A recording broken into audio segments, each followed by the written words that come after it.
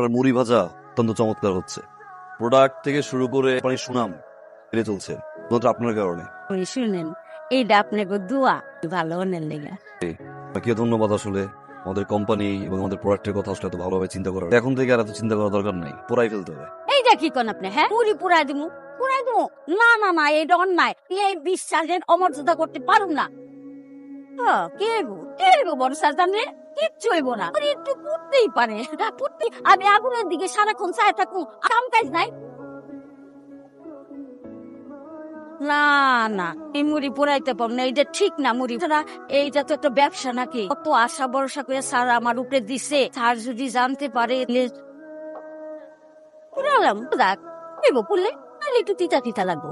সব মুড়ি পোড়া পোড়া দিতে দিতে বানাইতে হবে।